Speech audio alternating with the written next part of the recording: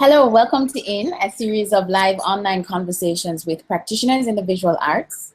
In is broadcast by New Local Space. We are a contemporary art initiative here in Kingston, Jamaica, and a subsidiary of audio production house Creative Sounds. This morning, I'm chatting with Trinidadian artist Joshua Lue Chee Kong. Joshua Lue's work focuses on the memory of objects, how they provide glimpses into the past. As an artist, he takes on unofficial roles: historian, archaeologist, archivist, documenting remnants of the colonial era in Trinidad and Tobago in the contemporary landscape and society. Lue has exhibited most recently at the Fondation Clément, Martinique for Visions Archipéliques. Paradise, a solo exhibition at Medulla Art Gallery, Trinidad and Tobago. Flag of My Mother's Land, a solo exhibition at Alice Yard, also in Trinidad and Tobago. He recently completed a residency at Vermont Studio Center, and in 2017 was recipient of the Reed Foundation grant. Joshua was a recipient of the inaugural Trans Atlantic Artist Residency, which was awarded in partnership between Dephina Foundation, Autograph, and the British Council. Thanks for being here to speak with me this morning, Josh. Yes, thank you, Deborah, and NLS for having me here to talk about talking about the transatlantic residency that I'm doing in London. Josh, so as you said, you're in London now between Delfino and Autograph. What have you been working on there? Yes, that's correct. So far, I've spent 2 months in London, and my primary objective is to find more information in terms of the artifacts and fragments I've been finding in Trinidad and Tobago through my documentation of heritage sites that's been demolished. Mm-hmm. What kinds of artifacts? Give us an idea of the kinds of artifacts that you've been finding from the demolished sites. Well, most of the sites I've visited or so far has been was built around the 19th century, and so around that time is the British colony. And so far, I've found a lot of ceramic pieces, pottery, glass, bottles, and all dating around that time period. And all came from England, and some came from Glasgow in Scotland, surprisingly. Oh, okay. And what did you say was the date? So what exactly are you? How has the residency served this project? So you started the project in Trinidad, and as you said, you're using the residency in London at Delfino and Autograph to continue that. But how are you using the residency to serve what you started in Trinidad? The transatlantic residency has been very helpful in terms of my practice. Because prior residencies are more production-based residencies where I need to make a work at the end of residency, whereas for this residency, it's primarily research-based, and it actually gives you more time to focus on those objectives I had stated prior, in terms of using the time during this time in residency in London. Yeah. So go ahead, Josh. And also being in London, it gives me access to different institutions, such as the Victoria and Albert Museum, the British Library, and also going and visiting expertise who has a lot more knowledge than I do in the field in terms of the objects I've been finding. So London is perfect for that. Mm-hmm. You describe yourself as taking on the role of archaeologist at times. What is your process like in terms of collecting the artifacts, and give us a little bit more idea of these artifacts as well. But what's the process like in terms of the collecting? When you say process, you mean actual me doing the digging, or it's just how I collect, the process of collecting? Well, everything. Everything. Yeah. Okay.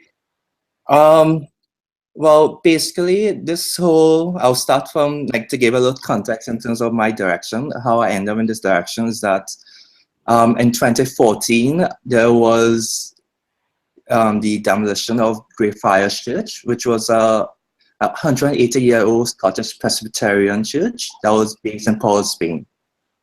And at the end of it, the church was demolished, unfortunately.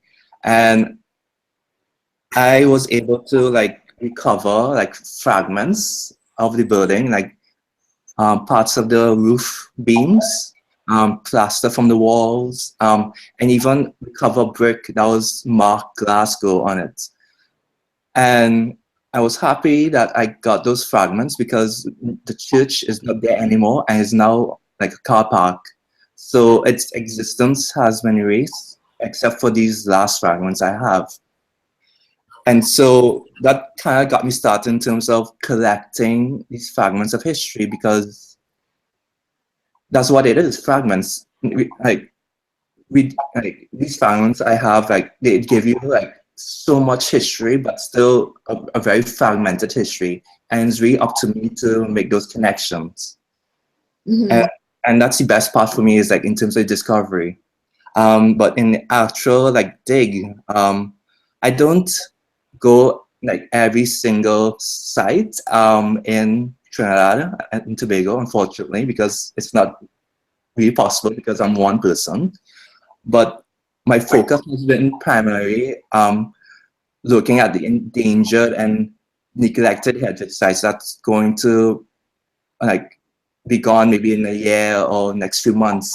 And I really just document as much of the site as possible through like photography and doing like collecting what fragments I could get of the site, so I could build on the narrative of the space. Mm-hmm. Yes.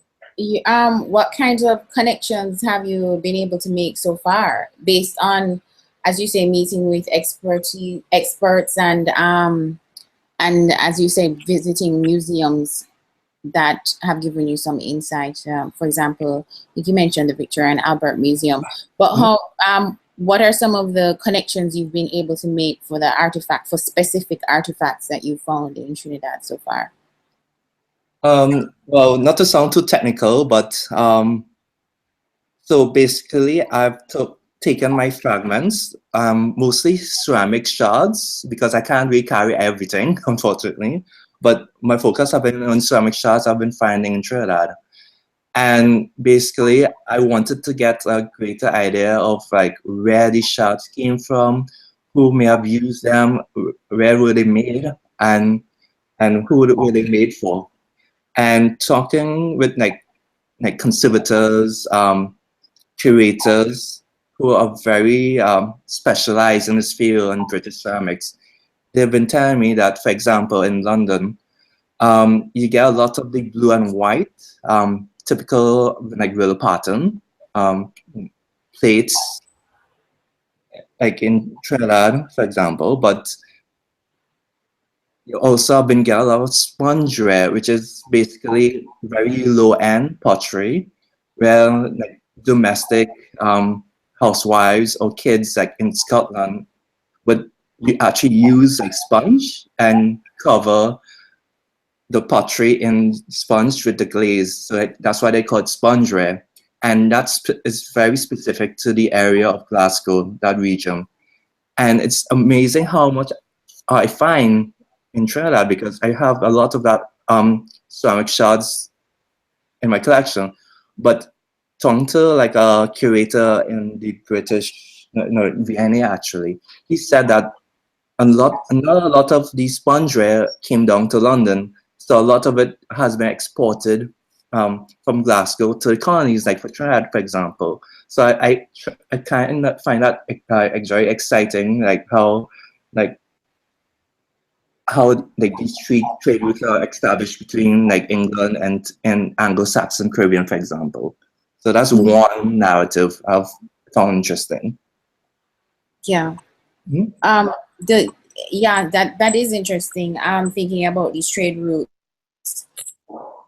and that it seems like they were, as you said, they weren't really moved from Scotland to they weren't moved from Glasgow to London, but rather they seem to be, as you say, exclusively exported to the colonies. I wonder if that communicates anything interesting about how these trade routes might have helped with the organization of the empire, like what directions things were going in. Because at that time, that these ceramic pieces were going into the Caribbean, or into Trinidad specifically, that would have been the time where sugar was being exported from the Caribbean to the actual England and Scotland to to fund the industrial revolution that was underway.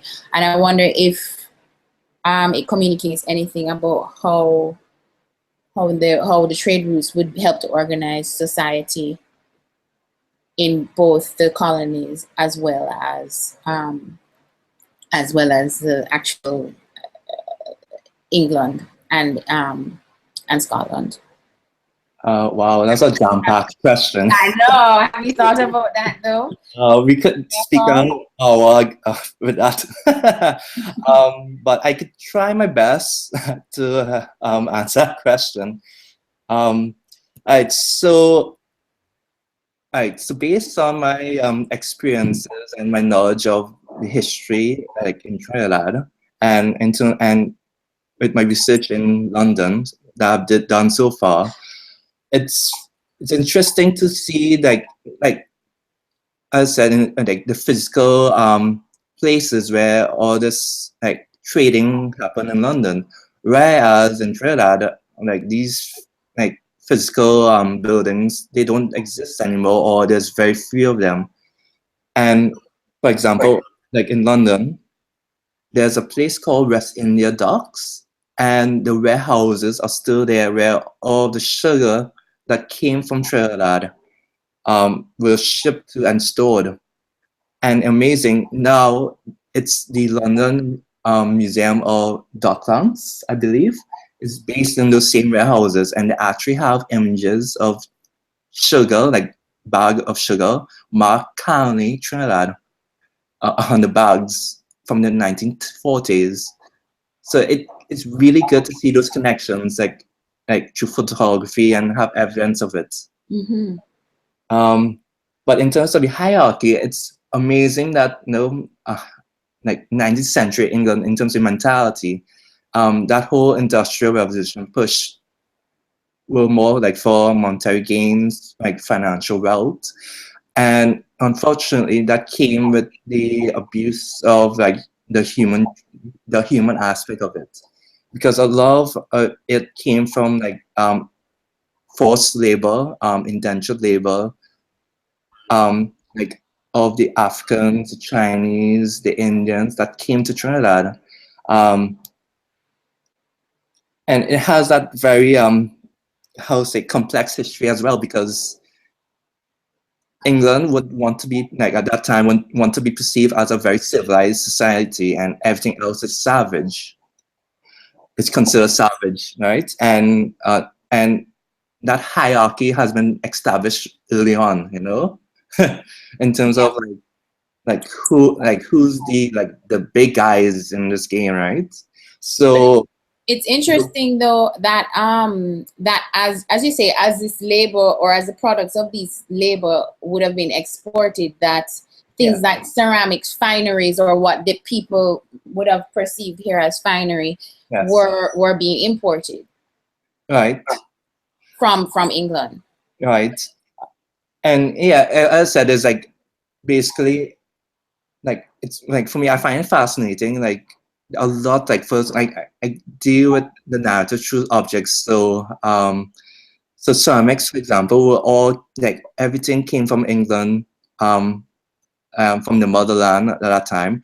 Nothing was made locally, or hardly anything is made locally and if anything was made, it was very low end, considered low end, and very basic, like tableware.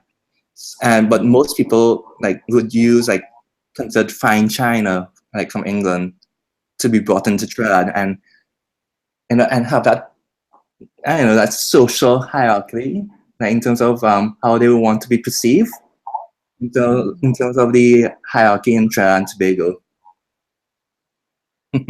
Yeah. Do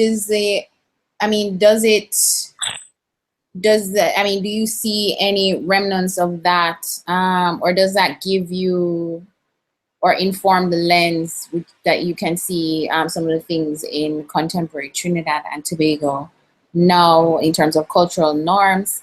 Do you see, no, of course, now that you have been doing this research, does it change your perspective at all in terms of some of the things that you see? Is there anything that you see now that you wouldn't have noticed before in terms of cultural norms?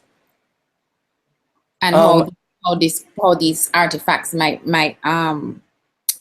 tell again a little bit more of the story of contemporary Trinidad? Well, a lot of it is like, it's like, to begin with, like, not a lot of people know the history of objects like of this time, and for me, it's been a very self-discovery approach in terms of doing things like researching a lot of information online, because I like the people I talk to, they're always like they have like in their collection like family heirlooms, like they have like entire plates or tea sets around that time period, like that they got from their grandmother. So it's like family heirlooms, and they have like remnants of this past. And funny enough, it's just displayed. It's never used.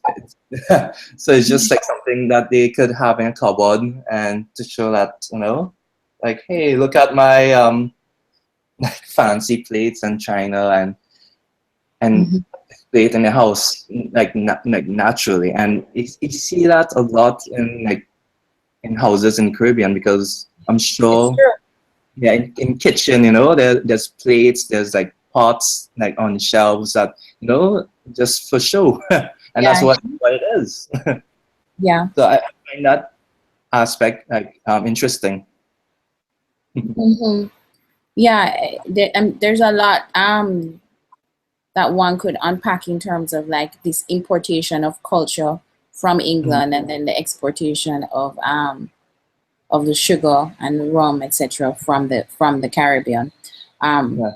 So, but how does this work fit into your do you see it fitting into your larger body of work, the work that you did? You said that previous residencies that you did were more production-based residencies. So I don't know, do you see this as this current work as fitting into, you know, your larger body of work, or do you see this as a new route? I don't see it as a new route particularly. It's just something like I'm very intrigued in and interested in, and it naturally, I guess, seeps into my work, whether I want it to or not.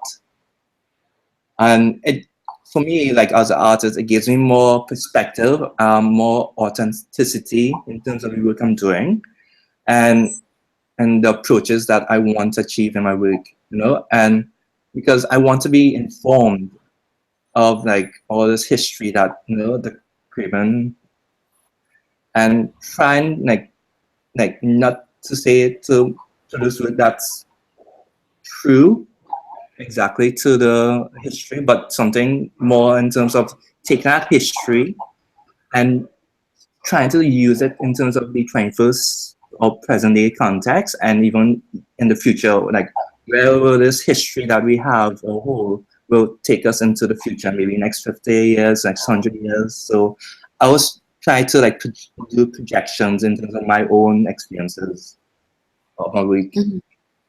So yeah. So would you say that that's what's the connect? How do you see it as an extension of the work that you've done before? Like, what did you give us an idea of what the projects were that you sort of pursued at Vermont Studio Center, or even your exhibition at Medulla? At Medulla, for example, that was my second social called Paradise, and basically it was right after that whole destruction of Greyfriars Church that whole like idea kind of formulated itself in terms of how we value our own history and how much, or the lack thereof of that value, and how much like we don't realize how like this history affects us in present day. It just becomes a norm because it gets so used to it that you just don't see it anymore. And for my work, I want to bring awareness of that history in terms of how it has affected us in present day, in terms of our politics, in terms of our let's see, like how mentality, for example, and how like we're like in a time bubble, like trapped in like 19th century England, unfortunately. Like even England now is totally different. Well, somewhat different from Trinidad present day.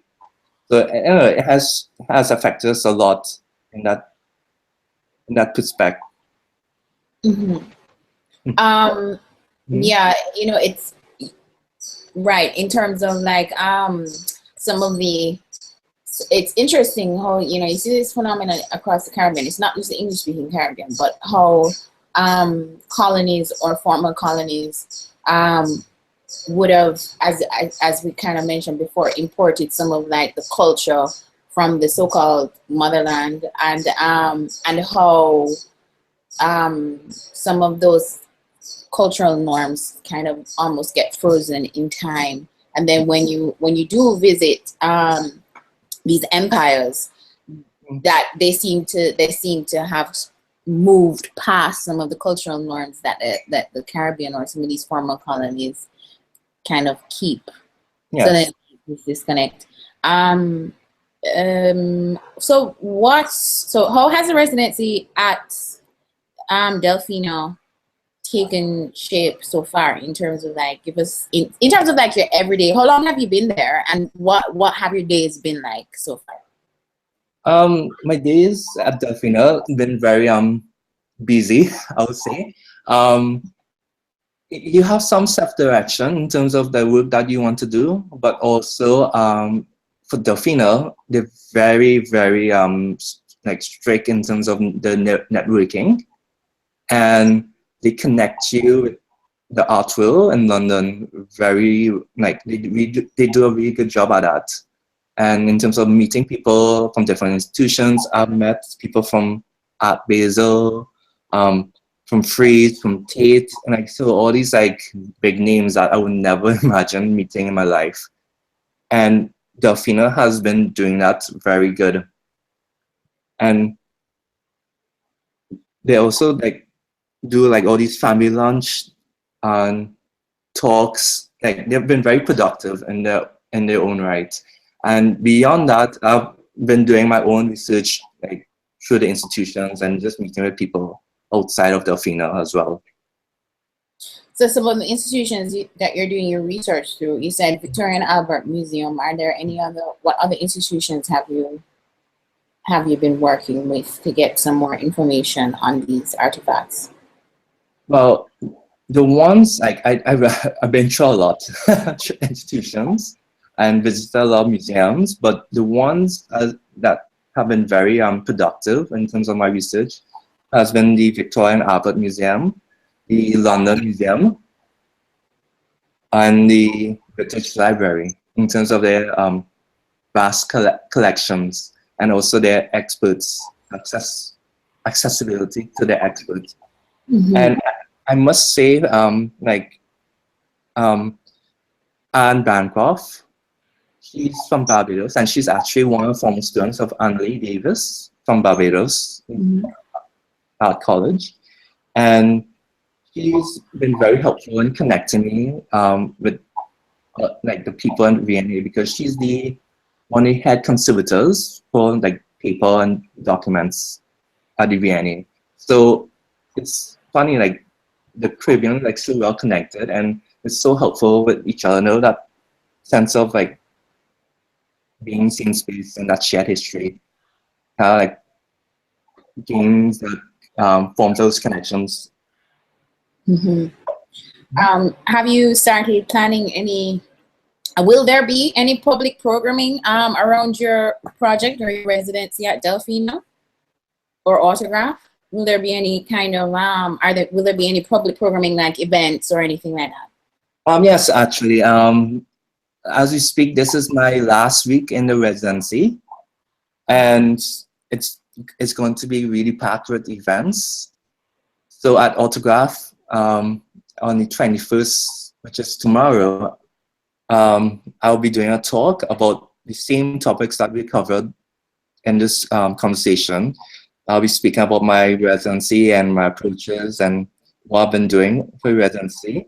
And also at Delfino, they have a like open house show called Recollections, where all the residents in the program are doing like showcasing their own projects. And for me, like for my project, it's nothing too intense, but I have also been doing a lot of mud blocking, and that's basically like me walking on the foreshore of the Thames River and picking up the same like fragments I've been finding in Trinidad, and even more in terms of the abundance and the variety of artifacts that I find in Trinidad.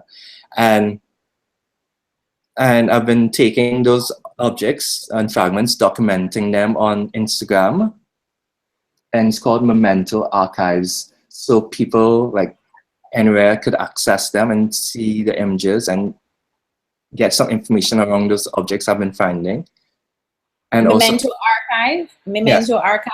Yes. Is that the name of the Instagram page, or is that like a hashtag, or? Well, that's the name of the Instagram page I have. So I have started that since I've been at Delfino. And also, I was going to say that like I've been taking these other fragments and this conversation about trade routes in the Caribbean between England and the Caribbean, and how like all these raw materials came from the Caribbean, England to be processed.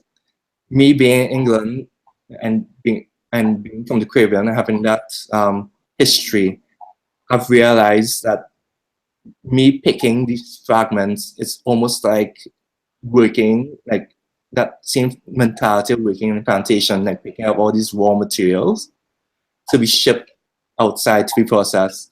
So my project for the Delfino open house is to take those fragments and have them like grind it down into powder. So have it be processed in that form and actually be shipped to like different places in the Caribbean, which is mostly Anglo-Caribbean territories. So these institutions could use these powder and like for whatever reason, like for artists to use to be discussed and to open up that direction in terms of the powder itself. And it's for the night, I've created these letterpress certificates, each individually numbered, that corresponds to the like each glass vial of this powder, and it's called Memento Extracts from the Empire. So it has that kind of like commercializing of these fragments I found so far. So I'm playing around with that idea. Yeah. For that project. Interesting. So you mentioned that there were other residents there at Delfino with you. How many other residents are currently at Delfino? At the moment, there's maybe 4 others, like residents at the residency, and they're all like they're not part of the same Trans Atlantic Residency of exchange, right? Program, but each of them have been sponsored by their own institutions or by collectors to be during the same time. And also, before I forget to mention, the program that they have at Delfino is called Collecting as Practice. Funny enough. So you're there. So in other words, is it that all of you have been sort of curated as residents to fit into a particular focus that Delfina has right now? Exactly. So each of us have our own different approaches in terms of collecting, and how we use that in our work. Yeah, like there's the other artist, for example, she's called Kim Yoon, and she's from South Korea, and she's a performing artist, and she has like a large collection of human augmented objects, like mannequin arms, for example, and she activates these objects with her body with her performance. So that's like, so just to give you an idea in terms of the differences between the different residencies. So it's not everyone's doing the same thing I'm doing. Right, of course. Do you are all the other residents, are you all an international artists, or are some of the artists local artists, like in in London, in England, or even in Scotland, or Northern Ireland? Are there any UK based artists, or are they all international?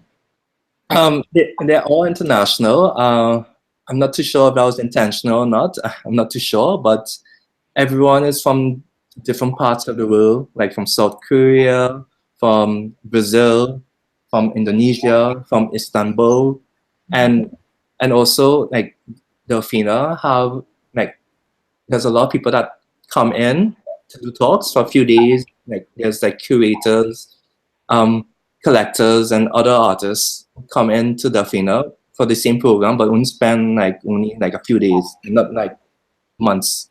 I see. Like my residency. There's shorter residencies also available. Yes, exactly. Okay. Well, you gave us an idea.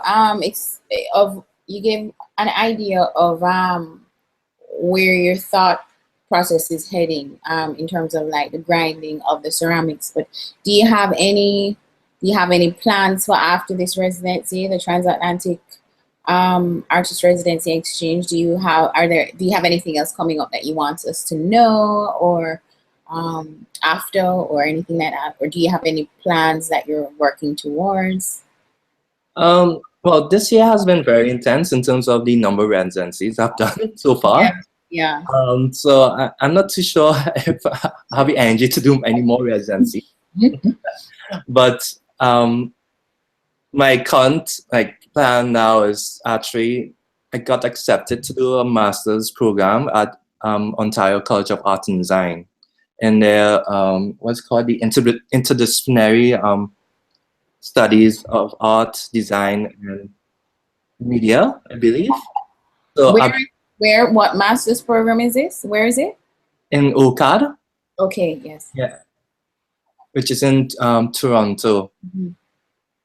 And I'll be spending next 2 months doing work based around what I've been doing so far, like in my exhibitions and residencies, and hopefully gain a better ground for me in the future. Yeah. For future work here. So that's what I have in terms of my plans for the next few years. I have no other residencies planned at the moment. But there's also, I hope I don't get this wrong. Let's see. There's also an exhibition coming up in LA, and it deals with the Chinese diaspora of the Caribbean. So a lot of artists from the Caribbean of Chinese descent are being exhibited in LA. I think it was for the Pacific. Let's see. Hold on. I'm trying to get the correct name for it coming up. Is it this one? Yes. Yeah, but yeah, I have a show in LA coming up. Yeah. Well, okay. Well, we can always post information about it underneath in the comment section in YouTube. so that anybody who comes to listen to the conversation can actually find out more about that. Yeah, it's been great talking to you and finding out, hearing more about the project. And to our guests that tune in, I want you to know that you can find out more about his residency at Joshua Lue Chee Kong's residency at delfinofoundation.org. And as Josh mentioned to us, he also has started an archive on Instagram called Memento Fragments, right, Josh? Is that Memento Archives. Memento Archives. Okay, Memento Archives. And yeah, so I'll actually be looking at that. I'll go on and check that out. And again, thanks for being here, Josh. Yes, thank you for having me, and it was such a pleasure trying to explain my work. Great. So we'll stay tuned. I'll be listening out for updates, and I'm sure everyone else will too, into how this project develops. Yes. All right. Bye. Bye.